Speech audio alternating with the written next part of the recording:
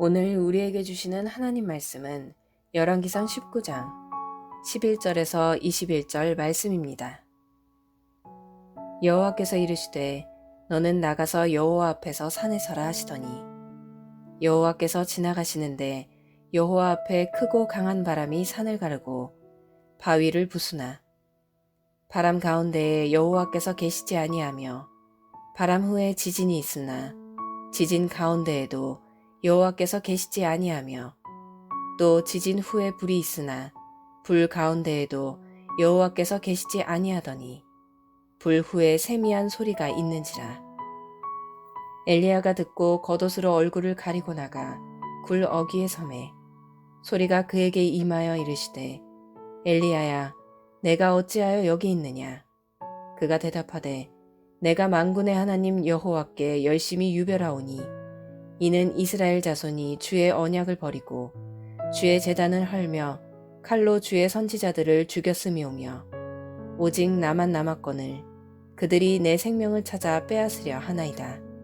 여호와께서 그에게 이르시되 너는 내 길을 돌이켜 광야를 통하여 다메섹에 가서 이르거든 하사엘에게 기름을 부어 아람의 왕이 되게 하고 너는 또 님시의 아들 예후에게 기름을 부어 이스라엘의 왕이 되게 하고 또 아벨무홀라 사밧의 아들 엘리사에게 기름을 부어 너를 대신하여 선지자가 되게 하라. 하사엘의 칼을 피하는 자를 예후가 죽일 것이요 예후의 칼을 피하는 자를 엘리사가 죽이리라. 그러나 내가 이스라엘 가운데 7,000명을 남기리니 다 바알에게 무릎을 꿇지 아니하고 다 바알에게 입맞추지 아니한 자니라. 엘리야가 거기서 떠나 사밧의 아들 엘리사를 만나니 그가 12겨리소를 앞세우고 밭을 가는데 자기는 12째 겨리소와 함께 있더라.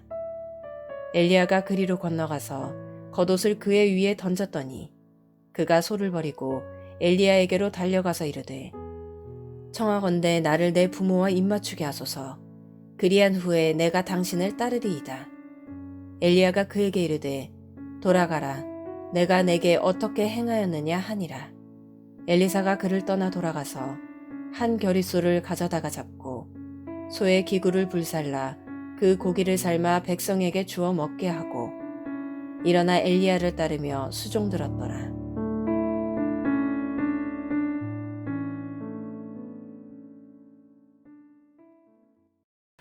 오늘 본문의 첫 절인 열왕기상 19장 11절을 보겠습니다.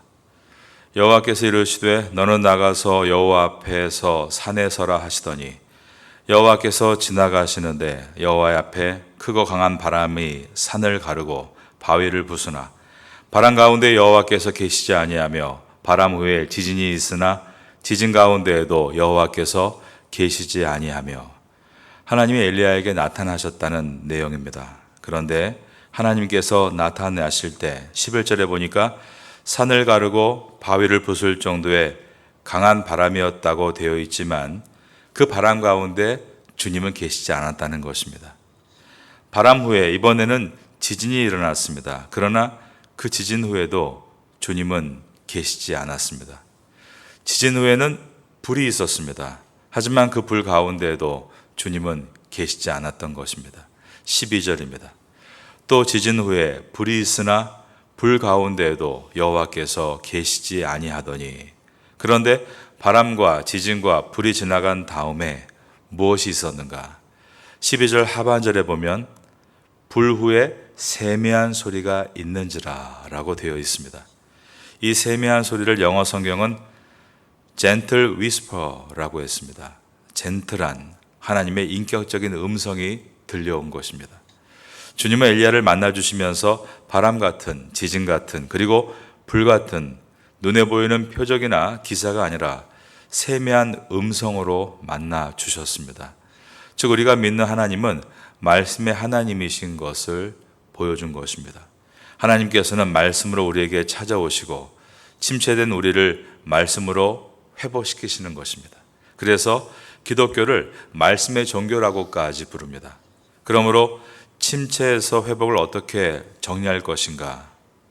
이렇게 정리할 수 있습니다. 그것은 말씀을 듣고 말씀을 믿으면 말씀대로 회복된다. 우리는 침체에 빠졌을 때 주님과 인격적인 만남을 가져야 합니다. 엘리야가 이세벨의 위협에 마음이 무너져서 번아웃되고 침체에 빠졌을 때 그는 도망쳤습니다. 그러다 머문 로뎀나무 아래서 고통에 절규할 때 하나님께서 그를 어루만져 주셨죠.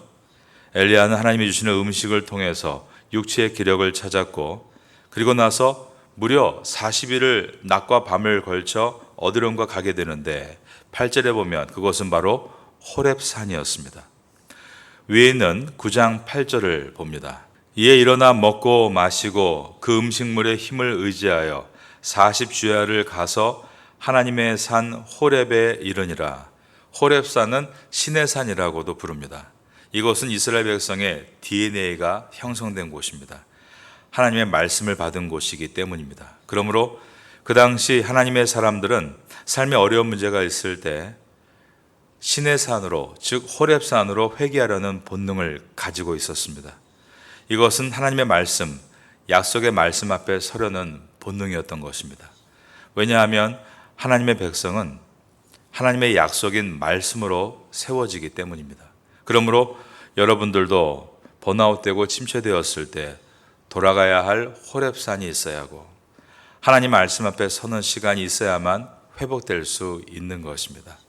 여러분이 속한 이곳 파타야 선교교회의 예배당이 여러분의 침체를 회복하게 해주는 호렙산이 되기를 바라겠습니다. 그리고 이곳에서 하나님 말씀을 받아 침체에서 벗어나고 다시 귀한 생명의 소명을 붙들 수 있게 되시기를 예수님의 이름으로 축원합니다. 엘리야가 호렙산에 도착했을 때 하나님께서는 엘리야에게 내가 어찌하여 여기 있느냐라고 9절에서 말씀하셨습니다. 그러자 엘리야는 내가 만군의 하나님 여호와께 열심히 유별합니다. 즉 열심히 아주 특별합니다 라고 대답했습니다. 오늘 본문인 13절에서도 하나님께서 다시 한번 내가 어찌 여기 있느냐라고 물으셨고 엘리야는 내가 만군의 하나님 여호와께 열심히 유별합니다. 즉 열심히 아주 특별합니다라고 대답을 했습니다. 19장 13절과 14절을 봅니다. 엘리야가 듣고 겉옷으로 얼굴을 가리고 나가 굴 어귀에 섬에 소리가 그에게 임하여 이르시되 엘리야야 내가 어찌하여 여기 있느냐. 그가 대답하되 내가 만군의 하나님 여호와께 열심히 유별하오니 이는 이스라엘 자손이 주의 언약을 버리고 주의 제단을 헐며 칼로 주의 선지자들을 죽였음이오며 오직 나만 남았거늘 그들이 내 생명을 찾아 빼앗으려 하나이다. 하나님께서 엘리야에게 내가 어찌하여 여기 있느냐라고 2번 물으신 것은 엘리야의 답이 옳지 않았기 때문입니다. 엘리야는 이렇게 대답했습니다. 제가 하나님께 대한 열심이 아주 특별했습니다. 그러나 그 결과 저 혼자만 남았고 이제 이세벨에게 언제 잡혀 죽을지 모를 쫓기는 신세가 되었습니다. 라며 절망적인 대답을 2번 한 것입니다. 하나님의 능력으로 하늘에서 불을 끌어내렸던 엘리야, 같은 날 능력의 기도로 3년 6개월 동안 멈췄던 비를 내리게 했던 엘리야였습니다. 그리고 바알 선지자 450명과 아스라 선지자 400명을 칼로 쳐서 멸한 심판자 엘리야입니다. 그런데 그 엘리야가 담대함을 다 잃어버리고 이렇게 절망의 말을 쏟아놓고 있었던 것입니다. 만약에 우리라면 어떻게 했을까요? 야, 정신 차려. 하나님의 놀라운 역사가 그새 너의 마음에서 지워졌냐? 너 아직 정신 못 차렸구나. 그러면서 호통을 쳤을 것입니다. 그런데 하나님께서는 이런 상황 가운데도 12절에 보니까 세미한 음성으로 찾아오셨습니다. 젠틀 위스퍼, 인격적인 음성으로 찾아오신 것입니다.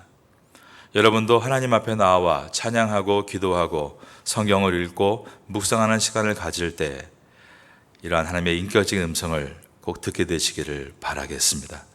열왕기상 19장은 번아웃된 침체에서 빠진 우리를 벗어나게 하시는 하나님의 일을 잘 보여줍니다. 첫째는 어제 본부와 같이 잘 쉬고 먹게 하셨습니다. 두 번째는 말씀으로 인격적으로 찾아오셨습니다. 그리고 세 번째는 바로 새로운 소명을 부어주신 것입니다. 15절을 봅니다. 여호와께서 그에게 이르시되 너는 내 길을 돌이켜 광야를 통하여 다메섹에 가서 이르거든. 그 다음 보니까 하나님께서 엘리야에게 말씀합니다. 하사엘에게 기름을 부어 아람의 왕이 되게 하고 16절입니다. 너는 또 님시의 아들, 또 그 다음 보니까 주님은 예레미야에게 예후에게 기름을 부어 이스라엘의 왕이 되게 하고 라고 하셨습니다. 또 아벨 무홀라 사밧의 아들, 거기 보니까 엘리사에게 기름을 부어 너를 대신하여 선지자가 되게 하라 라고 하셨습니다. 이처럼 하나님은 엘리야에게 국내에서 그리고 국외에서 그리고 당장 해야 할 소명을 주신 것입니다.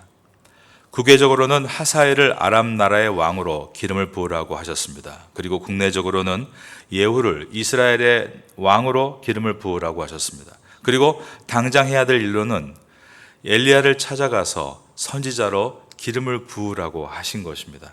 이처럼 엘리야를 영적 침체에서 벗어나게 하신 하나님의 방법은 그에게 새로운 소명을 주시는 일이었습니다. 많은 사람들이 말합니다. 목사님, 저는 침체됐으니 저에게 일을 맡기지 말아 주십시오. 그러나 하나님은 침체된 인생을 회복시키는 방법으로 소명의 일을 맡기신다는 것입니다. 낙심, 침체, 우울함 같은 것들은 너무 자기중심적일 때 찾아오는 현상이다라는 말이 있습니다. 하나님의 소명을 가지고 타인을 위해 나가야 합니다. 숲속의 옹달샘은 들짐승들이 와서 마셔줘야 썩지 않습니다. 아무도 찾아와 마시지 않으면 낙엽이 수북히 쌓여 썩는 것입니다. 너무 일이 많아서 번아웃 되는 경우도 있지만 너무 일을 하지 않아서 번아웃 되는 경우도 있는 것입니다. 자신의 재능을 나누고 봉사하면 침체나 우울함은 사라집니다. 교회를 위해서, 이웃을 위해서 봉사할 기회가 있을 때 적극적으로 자원해야 맞습니다. 그것이 우리를 침체에서 벗어나게 하는 하나님의 축복이 될 수 있기 때문입니다. 그리고 뜨거운 사람을 만날 때 영적인 침체에서 벗어날 수 있습니다. 하나님은 엘리야 선지자에게 젊은 엘리사를 제자로 삼으라고 말씀하셨습니다. 엘리야가 엘리사를 찾아갑니다. 그런데 이 엘리사가 보통 뜨거운 젊은이가 아니었습니다. 물론 앞으로 더 연단 받아야 되고 훈련 받아야 하며 다듬어져야 하지만 숨겨진 보석이었던 것입니다. 19절을 보겠습니다. 엘리야가 거기서 떠나 사밧의 아들 엘리사를 만나니 그가 12겨리소를 앞세우고 밭을 가는데 자기는 12째 겨리소와 함께 있더라. 여기서 겨리는 두 가지 뜻이 있는데 하나는 한 멍에라는 뜻입니다. 그러니까 12겨리소라는 것은 24마리의 소가 있다라는 뜻입니다. 겨리의 또 하나의 의미는 한 쌍의 소가 하루 종일 갈 만한 토지 단위를 뜻하는데 약 2,500제곱미터입니다. 그러므로 엘리사가 많은 소를 소유하고 매우 넓은 땅을 경작하고 있었다는 것을 알 수 있습니다. 그런데 엘리야가 그에게 하나님의 소명을 말하자 그는 곧바로 소를 버리고 엘리야에게로 달려온 것입니다. 19절 하반절에 엘리야가 그리로 건너가서 겉옷을 그 위에 던졌더니 20절에는 그가 소를 버리고 엘리야에게로 달려가서라고 했습니다. 엘리야가 자기의 겉옷을 엘리사에게 던져주는 이유는 자신의 사명을 이제 내가 대신해야 한다라는 뜻이었습니다. 그런데 이런 신박한 결정에 엘리사가 아무런 주저함 없이 자신의 소유를 두고 엘리야를 따른 것입니다. 엘리사는 자신의 소유인 24마리의 소 중에서 2마리를 잡아 그 고기를 백성들에게 나누어 주었습니다. 오늘 본문의 마지막 절인 19장 21절입니다. 엘리사가 그를 떠나 돌아가서 한 겨리소를 가져다가 잡고 소의 기구를 불살라 그 고기를 삶아 백성에게 주어 먹게 하고 일어나 엘리야를 따르며 수종 들더라.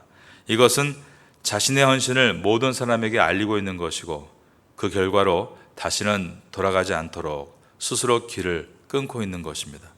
참으로 아름다운 청년의 결단입니다.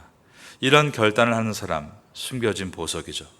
잘만 다듬어진다면 훗날 세상을 향해 하나님의 영광을 위해서 쓰임받을 보화 같은 사람입니다.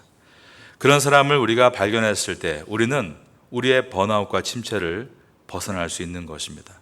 그의 미래가 너무나 기대가 되니 내가 나의 재능을 기부하고 싶고 그를 위해 일하고 싶고 섬기고 싶은 뜨거운 마음이 일어나게 되는 것입니다. 우리 교회의 교회학교 학생들이 숨겨진 보석으로 보여지신다면, 우리 교회의 태국 어린이들이 숨겨진 보석으로 눈에 들어온다면, 그리고 주간보호센터에 있는 우리 장애인 학생들이 숨겨진 보석으로 여러분의 마음에 찾아오고 있다면 바로 그들이 우리의 침체를 회복하기 위해 주시는 하나님의 축복일 수 있습니다. 여러분이 누군가를 만나서 다시 비전이 생기고 삶의 활력이 생긴다면 그가 바로 우리에게 붙여주시는 엘리사인 것입니다. 어제 오늘 우리는 우리가 겪은 번아웃, 침체에 대해서 함께 살펴보았습니다. 하나님은 번아웃된 우리들에게 쉼을 주십니다. 그리고 말씀으로 우리를 인격적으로 만나 주십니다. 그리고 새로운 소명을 주십니다. 그리고 새로운 만남을 주시는 것입니다. 이와 같은 은혜를 힘입어서 회복되는 우리가 되기를 바라겠습니다. 열왕기서는 이와 같이 다양한 주제를 가지고 있습니다. 지도력과 또한 우리의 내적인 문제를 함께 다루고 있는 것입니다. 열왕기서 상하를 지나면서 여러분의 삶 깊은 곳에 왕 같은 제사장의 하나님의 백성의 DNA가 다시 살아나고 은혜로 존귀하게 쓰임받게 되시기를 예수님의 이름으로 축원합니다.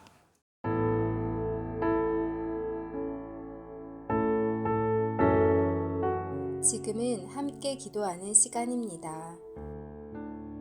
5월의 공동 기도 제목은 첫째, 주일에 온 가족이 함께 예배드리는 믿음의 가정 되게 하소서. 둘째, 출퇴근 때마다 부부간에 부모 자녀 간의 축복의 언어가 오가게 하소서. 셋째, 소외되고 어려운 이웃들에게 주님의 따스한 위로가 임하게 하소서. 넷째, 5월 19일 레위인의 날, 26일 제9차 장애인 가족 초청 행사를 잘 준비하게 하소서. 말씀을 붙잡고 기도하는 귀한 시간 되시기를 소망합니다.